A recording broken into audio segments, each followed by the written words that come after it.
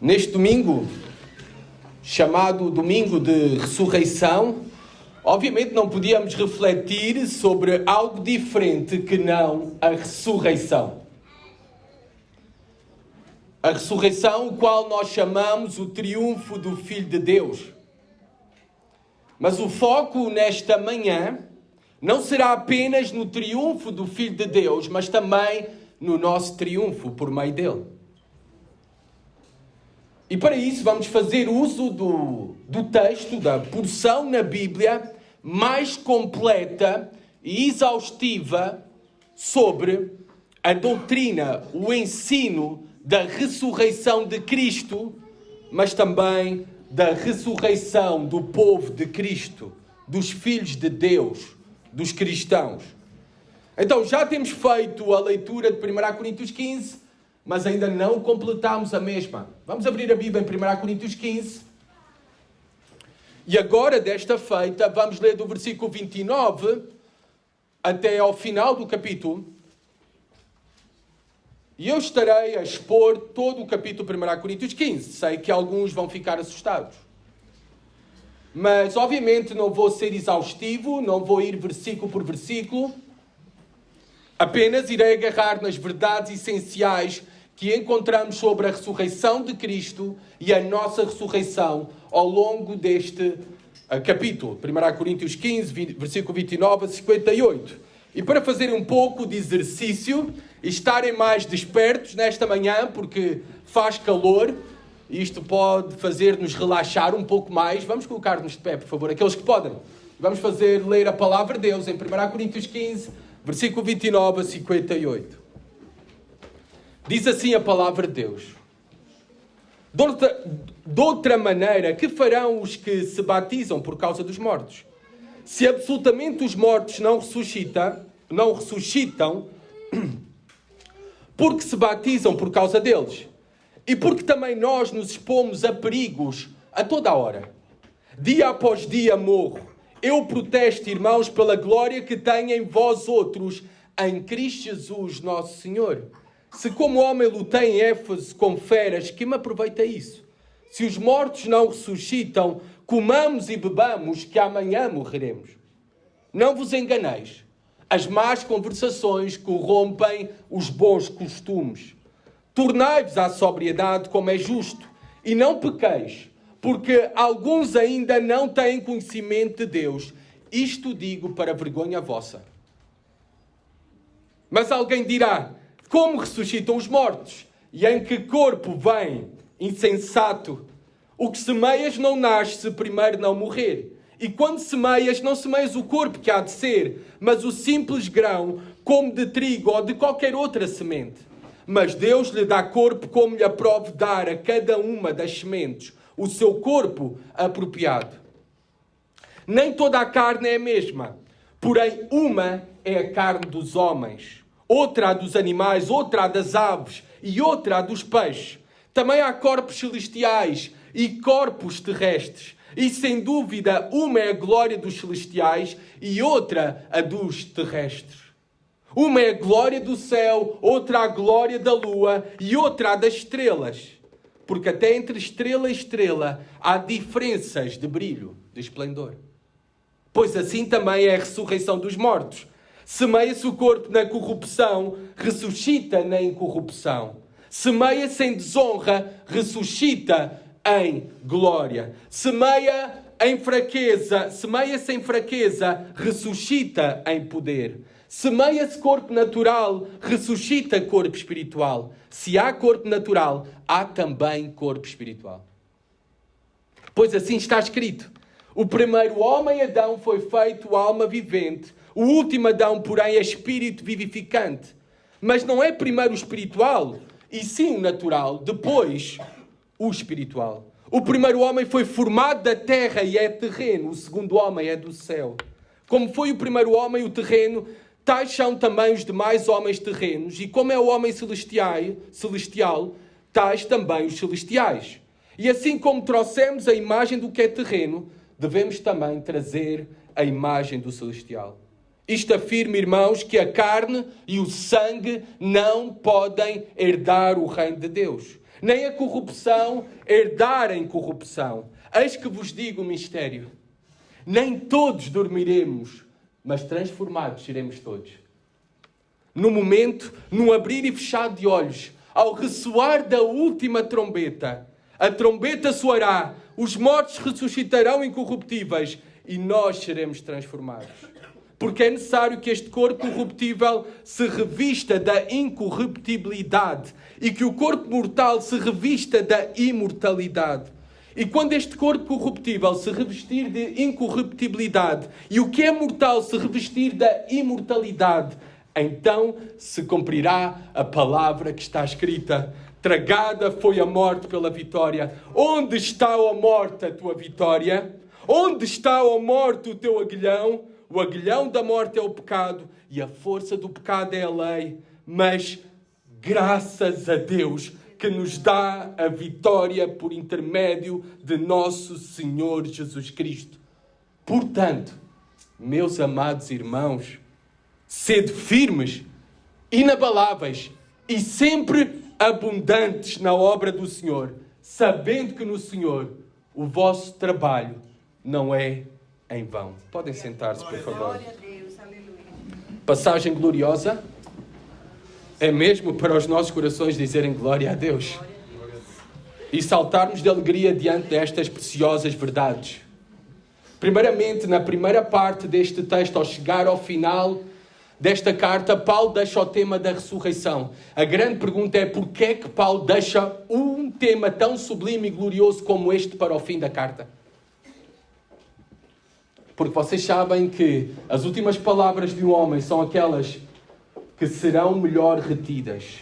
As últimas palavras que eu disser neste sermão são aquelas que vocês levarão e se lembrarão melhor. As últimas, a última aplicação, a última exortação.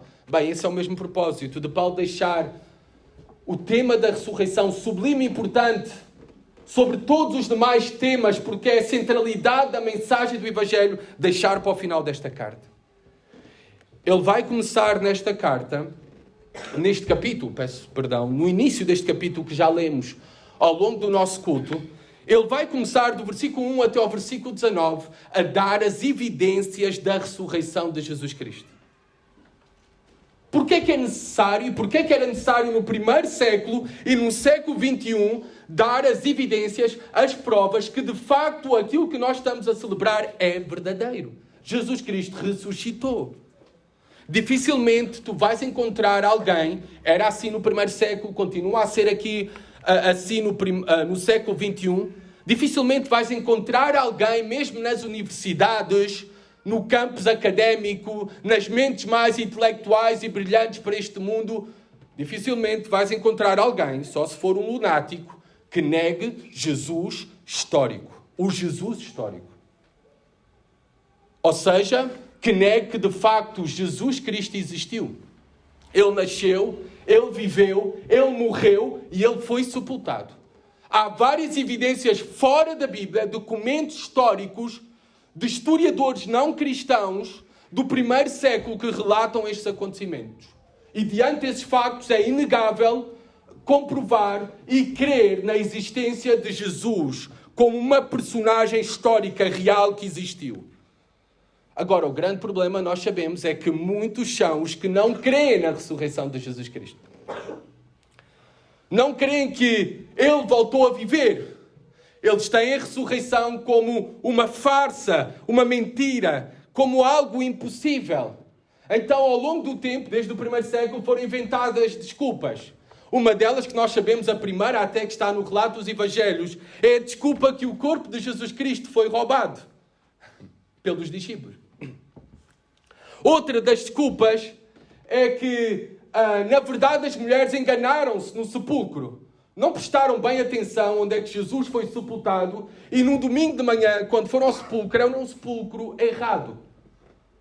Outras das desculpas que são dadas é que, na verdade, Jesus Cristo ressuscitou no coração dos discípulos. Há pastores batistas em Portugal a afirmar tal heresia.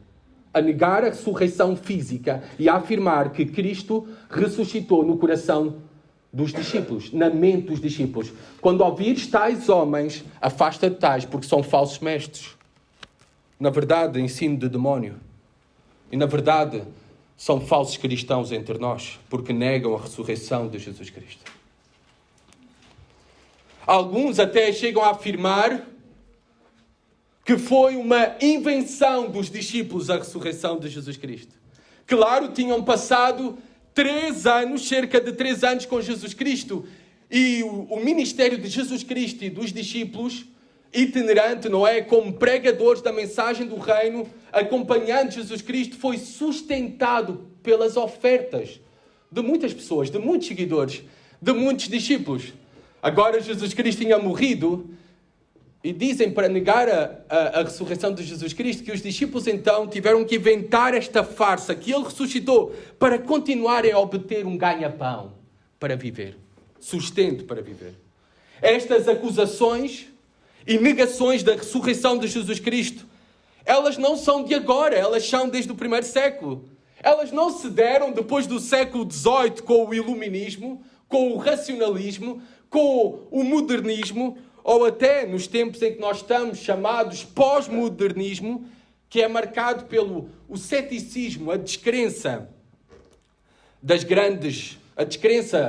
às grandes narrativas e rejeição de ideias universais, absolutas, verdades absolutas, absolutos morais. Tudo isto é negado hoje em dia, que não existe verdades absolutas, cada um tem a sua própria verdade, tudo é relativo. Não existe absolutos morais. Uma coisa é moral para ti, outra coisa é moral para mim ou para outro. Mas esta maneira de pensar que nega estas grandes narrativas,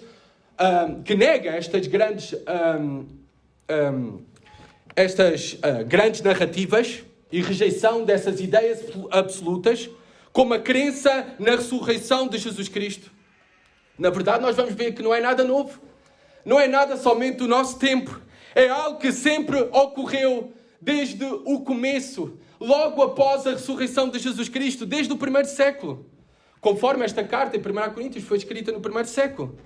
E nós vemos aqui que haviam pessoas na igreja, ditos cristãos nominais, que negavam a ressurreição dos mortos. A doutrina da ressurreição dos mortos. No mundo greco-romano do primeiro século, e de acordo também ao pensamento grego que dominava aquela sociedade e que nós ainda temos raízes do mesmo, ou seja, as filosofias gregas, não havia uma crença numa ressurreição geral dos mortos. De facto, os gregos naquele tempo defendiam que uma vez que o corpo tenha sido destruído, não haveria mais possibilidade de retorno à vida, pois nem mesmo os deuses podiam recriar o corpo. Isto não é o mesmo que não crer na vida depois da morte. Eles acreditavam na vida depois da morte, mas eles negavam a ressurreição num corpo físico. A crença cristã na ressurreição de Cristo e também numa ressurreição universal futura dos mortos em Cristo era algo que era rejeitada pelos gregos. Nós sabemos que foi isso que fez rejeitar o sermão de Paulo sobre Jesus Cristo, sobre o Evangelho ali em Atenas. Reparem, Atos 17. Queiram-me acompanhar, Atos 17 fica logo depois dos Evangelhos.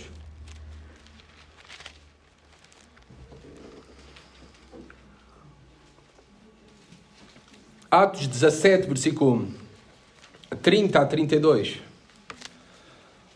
Aqui temos relatado o discurso de Paulo em Atenas, a pregação de Paulo em Atenas no Evangelho, no Areópago, era como um anfiteatro em que ele tinha a oportunidade de ser ouvido ali por todos os pensadores, por todos os filósofos gregos, mestres gregos, e ele aproveita esta oportunidade para compartilhar o Evangelho, até que ele diz as seguintes palavras. Reparem, versículo 30. Ora, não levou Deus em conta os tempos da ignorância. Agora, porém, notifica aos homens que todos, em toda a parte, se arrependam. É Paulo a pregar. E reparem, versículo 31. Porquanto estabeleceu um dia em que há de julgar o mundo com justiça, por meio de um varão, um homem que destinou e acreditou diante de todos, ressuscitando dentre os mortos. quando ouviram falar da ressurreição de mortos, uns escarneceram e outros disseram: a respeito disso te ouviremos noutra ocasião. Acabou o sermão de Paulo. Interromperam o sermão de Paulo e deixaram de o ouvir quando ele mencionou o tema da ressurreição dos mortos. Porque os gregos rejeitavam o mesmo. Muito se devia também à filosofia dualista daquele tempo grega. Dualismo é o quê? É a crença na separação do espírito e do corpo. Do espírito e da matéria. O espírito é bom, o corpo é mau. Por isso, na vida além do sepulcro, não há necessidade de uma ressurreição física, porque o corpo é mau. Esse era o pensamento grego daquele tempo. Paulo está a escrever a uma igreja na Grécia. Paulo está a escrever à igreja de Corinto, que foi plantada através do ministério de Paulo nesta cidade grega portuária de Corinto, durante o tempo que ele passou lá, cerca de 1 ano e meio. Paulo, obviamente, depois continuou o seu ministério itinerante noutros lugares, plantando outras igrejas, pregando o Evangelho de Jesus Cristo, Cristo morto, sepultado e ressuscitado, em outros lugares que ainda não tinham sido alcançados pelo Evangelho. Mas enquanto ele fazia o seu ministério, ele começou a ouvir notícias que as coisas não estavam muito bem na igreja em Corinto. E por essa mesma razão, ele escreve esta carta. Esta carta, do início ao fim, é uma carta para resolver problemas na igreja de Corinto. E aqui neste capítulo, ele o está a corrigir sobre o seu entendimento sobre a ressurreição dos mortos. Ele está a ensinar sobre a ressurreição de Cristo. E a ressurreição dos mortos como um facto e uma verdade que terá também de acontecer a todos aqueles que estão unidos a Jesus Cristo. Paulo começa então por responder aos que negam a ressurreição com a apresentação de provas históricas e judiciais. Aqui nós não temos a apresentação de provas científicas. Porque é impossível levar para laboratório testar a ressurreição.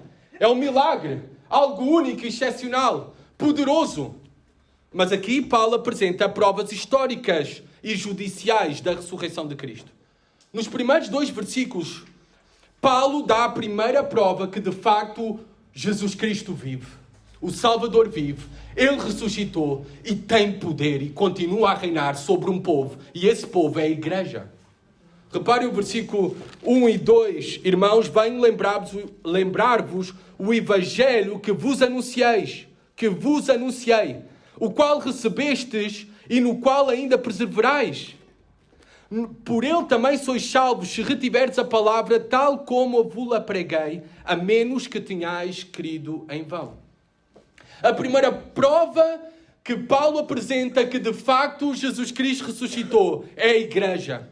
É a salvação e perseverança na fé dos próprios coríntios. Vocês ouviram, vocês creram e continuam a perseverar. Há ali um grupo fiel que continua a perseverar, unido a Cristo, seguindo a Cristo. As suas vidas foram transformadas, abandonaram os ídolos e abraçaram o Deus único e verdadeiro. Não há maior evidência da ressurreição de Cristo que há um Salvador vivo que continua a salvar vidas, homens e mulheres de todas as nações, através da transformação de vidas que são comprovadas dentro da igreja. E de vidas que continuam a perseverar em seguir a Cristo, a sua palavra. Esta é a primeira prova que Paulo dá. E esta é a primeira prova que nós devemos abraçar e olhar para o nosso lado. A primeira prova, olhar para dentro e olhar para fora. Que a primeira prova que de facto Jesus Cristo é real é a nossa vida transformada e a vida dos nossos irmãos também terem sido transformadas.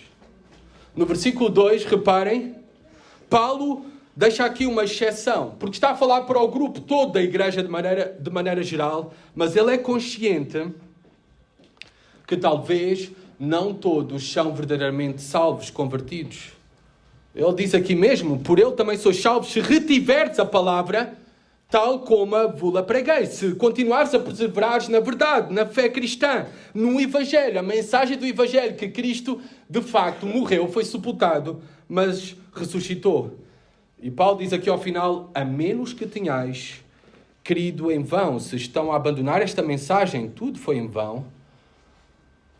tudo é em vão, eles ainda não foram verdadeiramente transformados, convertidos, ainda não pertencem a Cristo. Paulo está consciente que nem todos os que estão dentro da igreja são salvos. Foram de facto convertidos, nasceram de novo. E por isso Paulo continuamente nas suas cartas, e aqui no versículo 2, convoca uma examinação. E amados, nós devemos examinar os nossos corações esta manhã. E ver se de facto nós cremos em Jesus Cristo morto, sepultado e ressuscitado. Versículo 3 a 4, Paulo traz a segunda prova da evidência que de facto Jesus Cristo ressuscitou, e são as Escrituras. Reparem o que diz, versículo 3 e 4. Antes de tudo vos entreguei o que também recebi, que Cristo morreu pelos nossos pecados, segundo as Escrituras, e que foi sepultado e ressuscitou ao terceiro dia, segundo as Escrituras.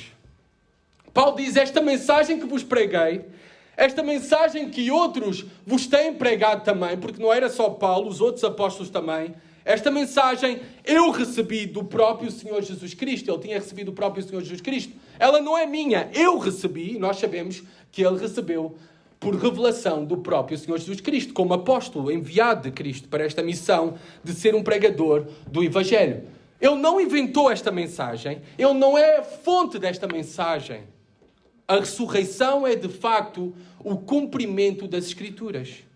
De séculos passados, desde o profeta Isaías e antes até, há a promessa da morte do Messias, do sepultamento do Messias e da ressurreição do Messias. Bem, nós temos bem presente Isaías 53, porque tivemos aqui o culto na sexta-feira, lemos este texto, meditamos na verdade e refletimos na verdade do julgamento do Filho de Deus e da morte do Filho de Deus. Mas talvez não temos presente que a Bíblia fala também, e desde os profetas, desde os escritos, desde o Antigo Testamento, também profetizava não somente sobre a morte do Messias, mas sobre a ressurreição do Messias, de Cristo, o Salvador. Salmo 16, 10, eu vou ler para vocês. Profetiza isso mesmo sobre Cristo, sobre o Messias, sobre o Salvador, que ele iria morrer, mas ele também iria ressuscitar. E a ressurreição é o cumprimento das Escrituras. Salmo 16, 10 diz assim, pois não deixarás a minha alma na morte, nem permitirás que o teu santo veja corrupção. E aqui santo com maiúscula, uma referência ao Messias, ao Salvador, a Jesus Cristo. Reparemos então que a prova da ressurreição é o cumprimento da mensagem das Escrituras. Paulo menciona rapidamente aqui o resumo do Evangelho, a essência do Evangelho, o centro da mensagem do Evangelho, que nós testemunhamos, que nós proclamamos e que nós, espero bem, todos nós aqui esta manhã, temos crido, que é Cristo nasceu, Cristo morreu, Cristo foi sepultado, mas Cristo ressuscitou. Este é o centro da mensagem do Evangelho. É a morte de Cristo, é o sepultamento de Cristo e a ressurreição de Jesus Cristo. Não pode ser salvo, ninguém pode ser salvo sem acreditar no todo desta mensagem. Não podemos ficar apenas com uma parte desta mensagem. Nós devemos crer de todo o nosso coração que Cristo morreu, foi sepultado e ressuscitou. E devemos crer nestas verdades de todo o nosso coração para sermos salvos. Ninguém pode ser salvo sem crer na verdade que Cristo ressuscitou. É certo que nós não celebramos a Páscoa judaica. Não haveria nenhum problema em o fazer. Podemos até fazer uso e celebrar a mesma culturalmente. Mas o mais importante para nós, neste fim de semana, nesta data única e especial para nós, é celebrar a morte, o sepultamento, mas hoje, de forma especial, a ressurreição do nosso Senhor e Salvador Jesus Cristo. A terceira evidência da ressurreição de Jesus Cristo, nós vemos do versículo 5 ao 8. Ou seja, Paulo apresenta uma multidão de testemunhas oculares que viram de facto Jesus Cristo ressuscitado. Paulo, nestes versículos, cita primeiramente Cefas. Obviamente esta não é uma lista exaustiva, porque nós sabemos que as primeiras que viram a Jesus Cristo ressuscitado foram mulheres e não são nomeadas aqui. mas sim é uma lista resumida daqueles que viram de facto, foram testemunhas oculares de Jesus Cristo ressuscitado. Temos Cefas, que é Pedro, temos os 12, uma expressão que não está a incluir Judas Iscariotes, mas sabemos que os 12 é uma expressão geral, um título para os discípulos. Temos mais de 500 irmãos. E Paulo diz, esses mais de 500 irmãos, a maioria deles ainda está viva. Vocês podem ir perguntar a eles. Eles viram Jesus Cristo ressuscitado. Não é apenas algo de nós. Outros irmãos, comuns e correntes, mais de 500 irmãos, viram a Jesus Cristo ressuscitado e ainda estão vivos. Vão lá e perguntem. Ele cita aqui Tiago. Eu creio que não é Tiago o apóstolo, é Tiago, meio-irmão de Jesus, o que escreveu a nossa carta de Tiago. Ele cita aqui todos os apóstolos, aqui referindo-se aos 12, a Matias, que depois da morte de Judas Iscariotes, restaram 11. Matias foi escolhido para substituir Judas Iscariotes e também Paulo, não é? Todos os apóstolos são aqui. E além disso, não foi visto apenas uma vez durante 40 dias. Foi visto mais do que uma vez até por algumas destas testemunhas oculares, como os apóstolos. E por último, ele dá o seu próprio testemunho. Paulo, eu vi a Jesus Cristo ressuscitado. A quarta evidência e prova histórica e judicial que Paulo apresenta para a verdade da ressurreição de Jesus Cristo é o seu próprio testemunho. Eu quero dar ênfase aqui no versículo 8 ao que ele diz sobre ele mesmo. E afinal, depois de todos, foi visto também por mim, como por um nascido fora de tempo, porque eu sou o menor dos apóstolos, que mesmo não sou digno de ser chamado apóstolo, pois persegui a igreja de Deus. Esta quarta evidência que de facto Cristo ressuscitou, Cristo vive, que Paulo teve um encontro com o Cristo ressuscitado, é o seu próprio testemunho. Ele foi um perseguidor da igreja bastante famoso daquele tempo. Mas a sua transformação foi tão radical que é impossível que a ressurreição tenha sido uma farsa. Que é impossível que o testemunho de Paulo tenha sido inventado. Ele teve uma transformação radical da sua vida. Passou de perseguidor a ser perseguido, com terríveis consequências para ele. Que nós sabemos ameaças de morte 1000 e acabou mesmo martirizado pela verdade que Cristo morreu, foi sepultado, mas ressuscitou ao terceiro dia. Também neste texto, ele fala da coerência das mensagens, da mensagem das testemunhas, no versículo 11, como a última prova e evidência que, de facto, a mensagem, o testemunho sobre a ressurreição de Cristo é verdade. E nós devemos crer de todo o nosso coração. No versículo 11 diz, portanto, seja eu ou sejam eles, todas estas testemunhas, assim pregamos e assim creste. A coerência da mensagem de todas estas centenas de testemunhas. Eram centenas de testemunhas, mas a mensagem era igual. Assim eu e eles pregam. E assim vocês creram. Seja eu ou sejam eles, assim pregamos. A coerência da mensagem cristã, que continua a ser coerente até hoje, aos dias de hoje. Nós pregamos a mesma mensagem. Nós não somos como as testemunhas de Jeová, que vão alterando as suas escrituras para estar conforme à sua própria mensagem, não à mensagem de Deus. A coerência da mensagem que pregamos. Versículo 12 e 13, reparem. Ora, se é corrente pregar-se que Cristo ressuscitou dentre os mortos, como, pois, afirmam alguns dentre vós que não há ressurreição de mortos? E se não há ressurreição de mortos, então Cristo não ressuscitou. O argumento de Paulo é bem simples. Se vocês negam que há ressurreição de mortos, se vocês negam que um dia o irão ressuscitar, que esta vida é só aqui e o agora, que não há nada além do sepulcro, então também Cristo não ressuscitou. Se os homens não podem ressuscitar, Cristo era homem, então ele também não ressuscitou. O argumento de Paulo é bem simples. E se Cristo não ressuscitou, reparem o que Paulo vai dizer nos versículos seguintes, do versículo 14 até ao versículo 19. Vã é a nossa pregação. Eu estou aqui a perder tempo hoje, esta manhã. Todas as horas que preparei este sermão, a estudar, a preparar, este tempo que eu estou aqui é vão, vazio, inútil. Porque Cristo não ressuscitou. Paulo traz este argumento aqui. Vã é a nossa pregação. No versículo 14 também diz, vã é a nossa fé. O cristianismo é uma farsa, uma mentira. É vão se Cristo não ressuscitou. No versículo 15 ele diz, se Cristo não ressuscitou, nós os apóstolos e todas estas testemunhas são mentirosos e impostores. O que seria muito difícil, porque tiveram dispostos todos eles a dar a sua própria vida por esta verdade. Versículo 17, se Cristo não ressuscitou, Paulo vai dizer, permanecemos ainda nos nossos pecados. Nós não podemos ter a confiança que o sacrifício de Cristo foi aceito em nosso favor. Se Cristo não ressuscitou, nós não podemos ter a certeza do perdão dos nossos pecados, da salvação e reconciliação eterna com Deus. Não podemos ter a certeza que Cristo venceu a morte. E então não podemos ter a certeza que um dia nós também iremos vencer a morte. E o versículo 18, Paulo diz, se Cristo não ressuscitou, aqueles que já dormiram, e na Bíblia dormir é um eufemismo para a morte, aqueles que já morreram, foram aniquilados. Não existem mais.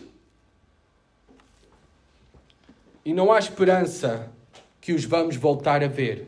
Nós temos uma grande esperança, não é? Nos funerais de cristãos, cantamos, damos glória a Deus pela esperança maravilhosa que um dia nos iremos reencontrar com Deus para todo o sempre.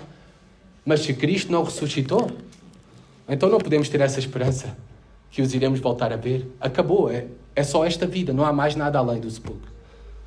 É os argumentos de Paulo está a dizer. E se Cristo não ressuscitou, Paulo no versículo 19 diz, a nossa esperança se limita apenas a esta vida e somos os mais infelizes de todos os homens. Se Cristo não ressuscitou, nós somos os mais infelizes de todos os homens. Porque nós temos negado a nós mesmos. Nós temos abandonado ídolos. Nós temos feito sacrifícios para seguir a Jesus Cristo e a sua vontade. Muito de nós podíamos dar este testemunho, sendo sujeitos ao escárnio, à burla, quando dizemos que somos cristãos. Nós, pela nossa fé, temos sido rejeitados. Temos sofrido ostracismo e até perseguição. E no primeiro século aquilo era muito intenso, com perigo de morte. Uma realidade diferente àquela que vivemos hoje em dia no mundo ocidental. E Paulo está a dizer, se a nossa esperança se limita a apenas esta vida e não há ressurreição dos mortos, então somos os mais infelizes de todos os homens, os cristãos. Porque não há nada depois desta vida. Temos crido numa mentira. E na verdade é melhor sermos como os demais homens, gozar e desfrutar da vida, porque é tudo aquilo que temos é esta vida e nada mais além. Mas, reparem o versículo 20, agora Paulo, depois de todas as evidências que de facto Jesus Cristo ressuscitou e das consequências de nós não crermos na ressurreição de Cristo, Paulo vai parar aqui e no versículo 20 vai falar do triunfo do Filho de Deus. Reparem esta transição gloriosa e sublime, maravilhosa. Mas, de facto, Cristo ressuscitou dentre os mortos, sendo Ele as primícias dos que dormem. Esta transição, mas, graças a Deus por esta pequena conjunção usada aqui por Paulo, contrastando com tudo aquilo que Paulo anteriormente tinha falado. Mas, graças a Deus por este mas que marca poderosamente e enfaticamente que de facto Cristo ressuscitou. Esta é a verdade. O Filho de Deus triunfou. Ele morreu como cordeiro, mas se levantou dos mortos como leão. Mas de facto Cristo ressuscitou. Paulo diz aqui, sendo Ele as primícias dos que dormem. Ele está a falar de uma linguagem, a fazer uso da linguagem da agricultura. Hoje em dia não estamos habituados a isso, nós, não é? Não trabalhamos muito na agricultura, mas era diferente no primeiro século e todos entendiam o que ele estava a dizer. As primícias são os primeiros frutos de uma colheita, que antecipa que vem uma grande colheita depois, e uma boa colheita. Paulo diz que Cristo é as primícias dos que dormem, ou seja, a ressurreição de Cristo, que Ele vive, que Ele triunfou sobre a morte, é a prova antecipada e garantia que nós também um dia iremos ressuscitar. Versículo 21 e 22, reparem. Visto que a morte veio por um homem, está a falar de Adão, também por um homem veio a ressurreição dos mortos. Porque assim como em Adão todos morrem, assim também todos serão vivificados em Cristo. Estávamos representados em Adão, por isso fomos amaldiçoados pelo pecado e nascemos como pecadores, e a morte veio até nós, e temos experimentado a morte ao nosso lado, e um dia, se Cristo não voltar antes, também iremos experimentar e provar a morte. Em Adão todos morrem. Mas o contraste maravilhoso é que se estávamos unidos a Adão, como homens naturais que somos, almas viventes, descendentes de Adão, mas se agora pela fé estamos unidos a Cristo, em Cristo, e o seu Espírito está em nós, diz aqui, em Cristo todos serão vivificados. Em Cristo podem até morrer, mas terão vida uma segunda vez. Tornarão a viver. Versículo 23. Quando é que isso irá acontecer? Quando é que iremos experimentar essa ressurreição? Cada um, porém, por sua própria ordem. Primeiro Cristo, as primícias. Já aconteceu. Depois os que são de Cristo na sua vinda. A nossa ressurreição futura num corpo especial, espiritual, glorioso, só irá ocorrer na vinda de Cristo. Mas ela já está garantida hoje. Porque Cristo, há cerca de 2000 anos atrás, num domingo como este, Ele triunfou sobre a morte. O sepulcro não pôde reter. O inferno não pôde prender. E Ele triunfou sobre o pecado, a morte, o inferno. E por isso nós temos a esperança que um dia, unidos e representados por Ele, pela sua obra, também iremos ressuscitar como Ele ressuscitou. Versículo 24 a 28. Isto ocorrerá, a vinda de Jesus Cristo será o fim. O fim, entendam, não é o fim de todas as coisas, mas é o completar de todas as coisas. A consumação, a restauração de todas as coisas, de todos os propósitos do Senhor. Versículo 24. E então virá o fim, quando Ele entregar o reino de Deus, o reino ao Deus e Pai, quando houver destruído todo o principado, bem como toda a potestade e poder, porque convém que Ele reine, até que haja posto todos os inimigos debaixo dos pés. Virá o fim. Cristo triunfou já sobre a morte, o pecado, o mundo e o diabo quando ressuscitou. Hebreus 2,14 fala sobre isso mesmo, que Ele triunfou sobre o pecado, sobre o mundo, sobre o diabo. Mas no fim, Ele irá triunfar absolutamente sobre tudo e todos. O destino de todos eles ficou traçado. Eles ainda ferem a criação. Ainda sofremos as suas ameaças. Ainda sofremos a morte, a separação. Mas o destino de todos eles ficou traçado. E um dia, Cristo reinará absoluto sobre tudo e todos. Aguardamos agora com grande expectativa o fim. A restauração de todas as coisas. A consumação de todas as coisas. A consumação e a criação de uma nova criação. Novos céus e nova terra. Essa é a nossa esperança.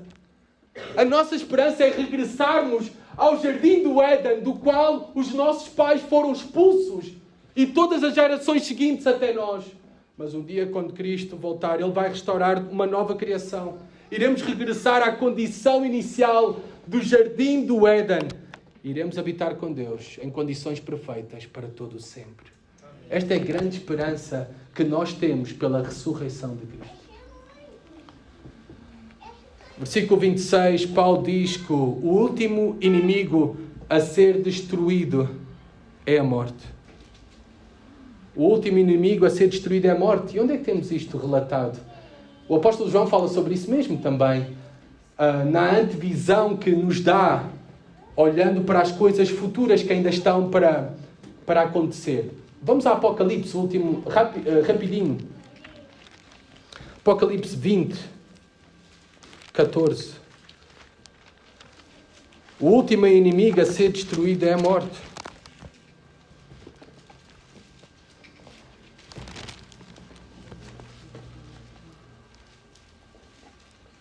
E nós temos a sua destruição para todo o sempre. Ela não irá existir para todo o sempre.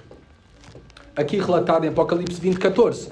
Então a morte e o inferno foram lançados para dentro do lago de fogo. Esta é a segunda morte, o lago de fogo.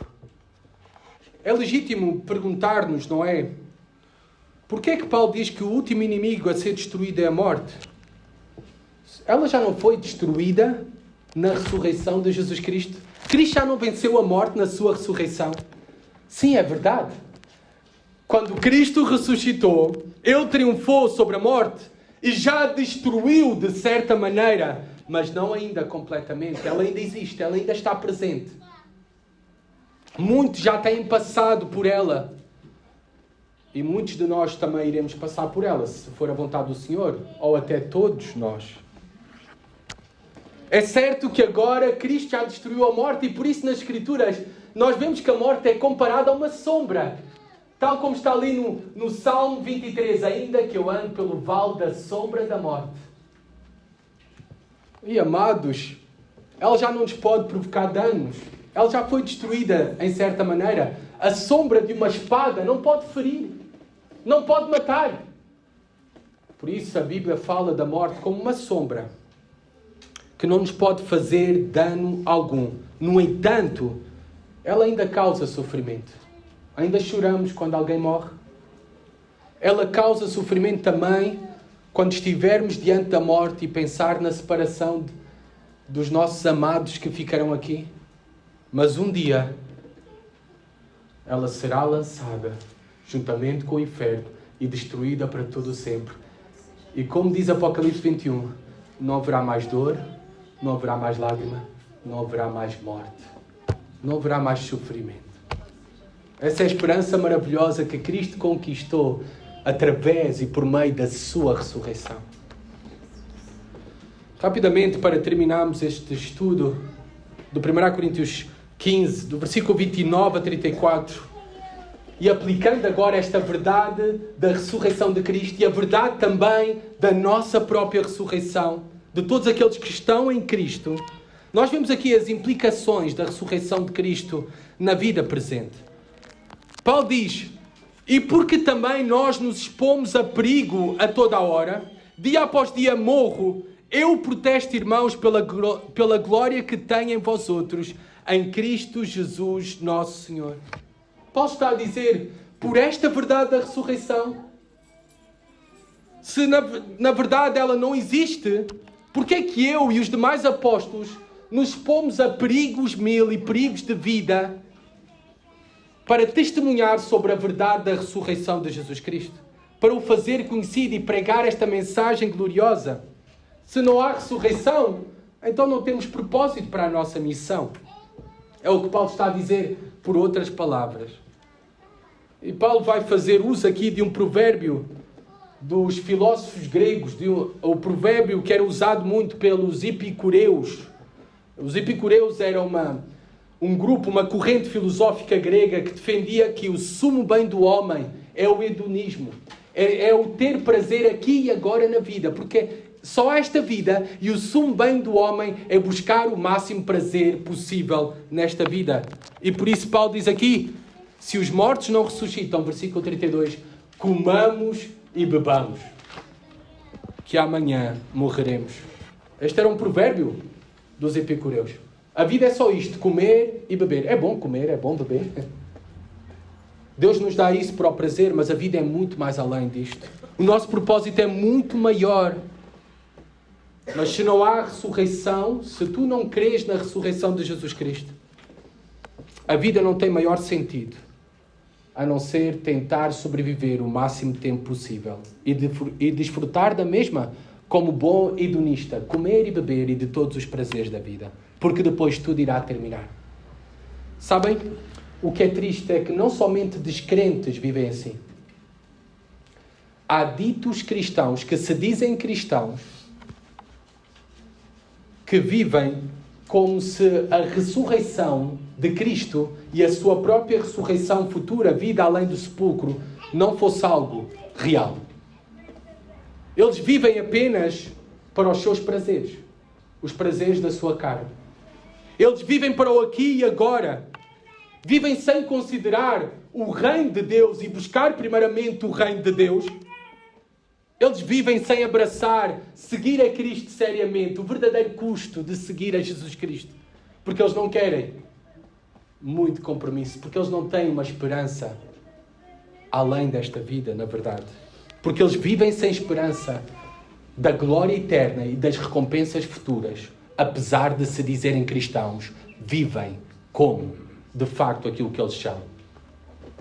Não têm o Espírito de Cristo e por isso não vivem para Cristo e não vivem com a esperança futura, considerando o reino de Deus em primeiro lugar. Amados, que não sejamos assim. Se queremos na ressurreição de Cristo, deve tocar-nos e mudar-nos profundamente.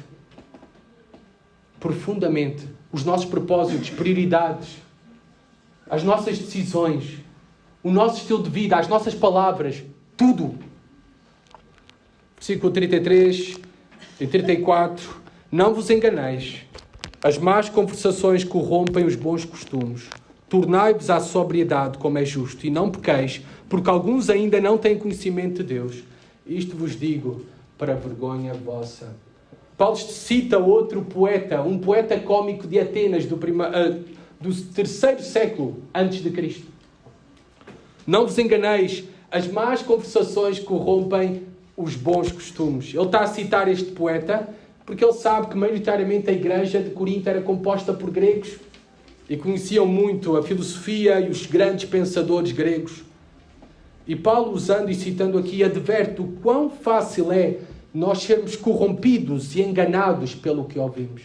Assim como estavam a ser aqueles irmãos em Corinto, enganados. Amados irmãos, tenham muita atenção aos cantos de sereias deste mundo e às filosofias deste mundo, que entram pela TV, que entram pelo YouTube, pelos podcasts, pelos blogs. Fujam de tais mensagens contrárias ao Evangelho de Jesus Cristo. Devemos rejeitar tudo aquilo que perverte a mensagem do Cristo ressuscitado e o carácter da mesma. Que nós possamos ter muito cuidado com aquilo que ouvimos, porque aqui fica uma advertência séria que pode influenciar-nos negativamente. O que queremos vai influenciar o que queremos, e aquilo que queremos irá influenciar inevitavelmente como vivemos e para quem vivemos. Paulo exorta: tornai-vos à sobriedade. Tornai-vos, devemos então tornar ao discernimento correto todas as coisas, centrados no Evangelho de Jesus Cristo. É por isso que devemos continuamente pregar o Evangelho de Jesus Cristo, a verdade sobre quem é Cristo e o que Ele fez às nossas almas continuamente. Para não sermos enganados. Amados, isto é muito fácil. Deixem-me, estas últimas semanas, soube de alguém que, por ouvir um falso mestre, está a transmitir e a testemunhar sobre aquilo que ouviu a outros. Eu estou a falar de uma missionária. Ela ouviu um falso mestre no YouTube, foi confrontada que aquilo que agora ela está a replicar veio de um falso mestre. Sim, veio de um falso mestre, mas ele tem razão. Tem razão. Ela está com a crença agora que, por exemplo, o anticristo é o rei Carlos. E ela está a tentar evangelizar todos que o rei Carlos é o novo anticristo. E este ensino veio de um falso mestre. Estou a falar de uma missionária. Não estou a falar de uma neófita nova na fé. Mas porquê? Por se expor a falsos ensinos. A falsos ensinos. Que pervertem as crenças. E nos afastam da verdade. Muito cuidado com isso. Versículo 35, e ao final Paulo vai nos dizer de como será o corpo ressuscitado dos mortos. Esta é a grande pergunta. Como ressuscitam os mortos? E em que corpo vêm? Bem, Paulo dá aqui ilustrações, exemplos da criação, da carne dos homens, da carne dos animais, dos corpos terrestres, dos corpos celestiais, de como há diferentes tipos de corpos e até diferentes tipos de brilho, esplendor.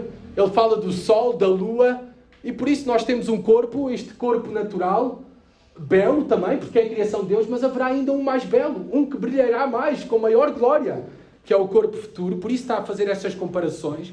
E ele também dá outro exemplo da agricultura, atividade muito comum para todos naquele tempo. Ele fala do semear, que a semente é necessário morrer para depois produzir um fruto.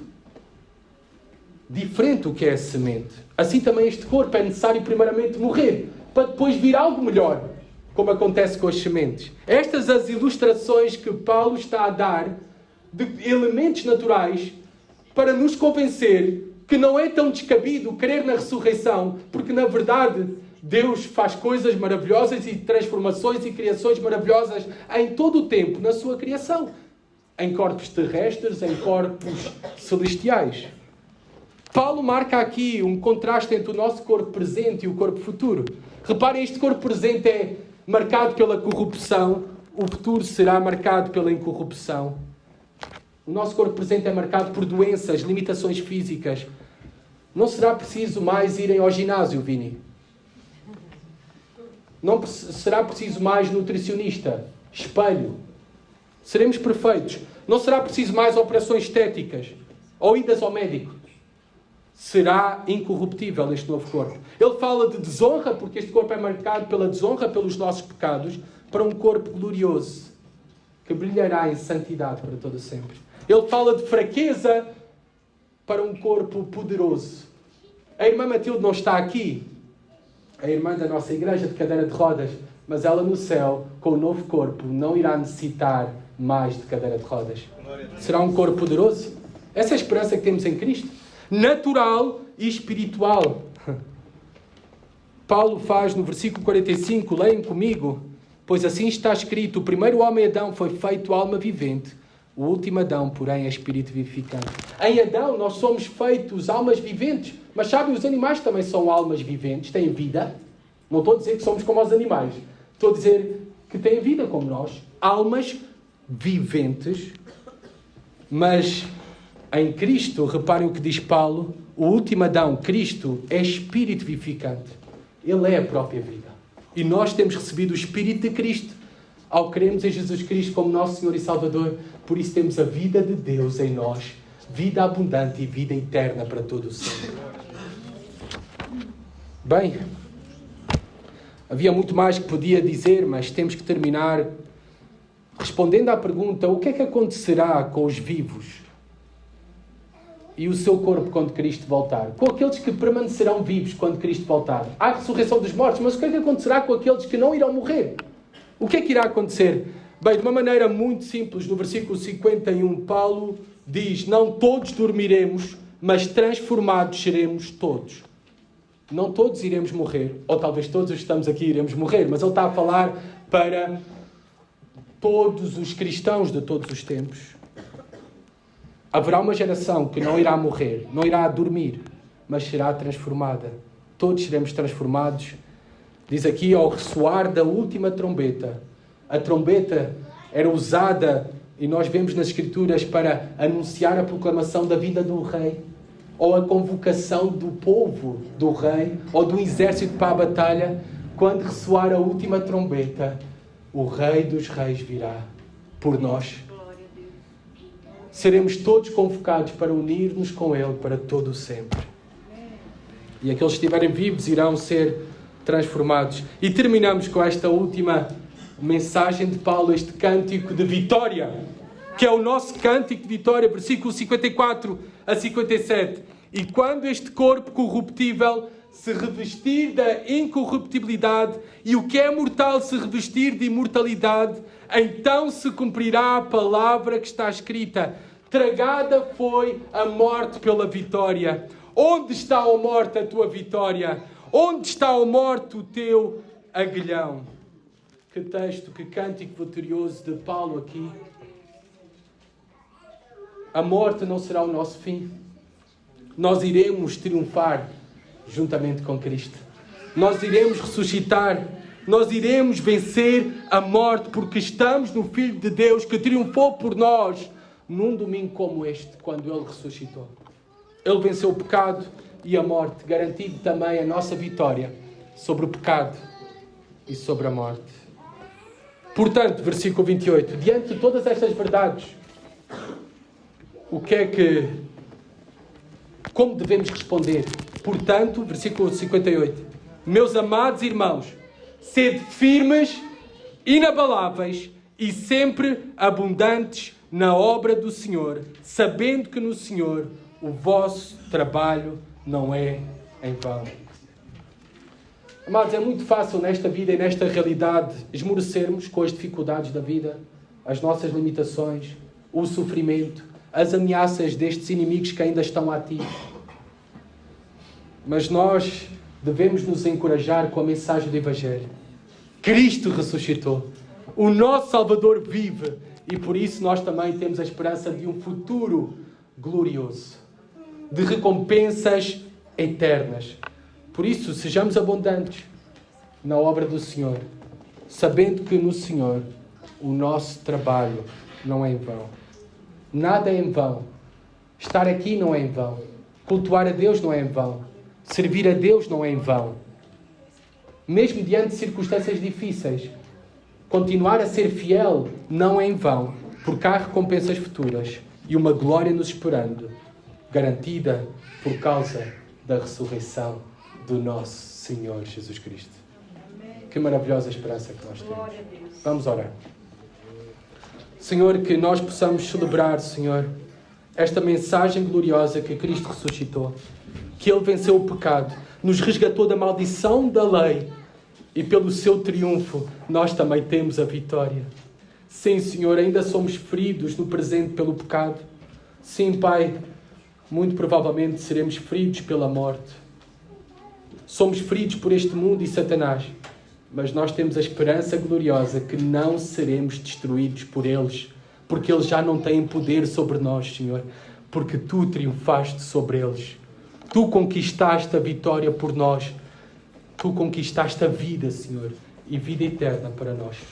Por isso, Senhor, faz com que continuemos firmes na corrida da vida cristã, sabendo que não corremos em vão, que a nossa fé não é vã, que nada que façamos para Ti é vão, porque espera-nos uma glória indescritível com o Cristo ressuscitado, Pai.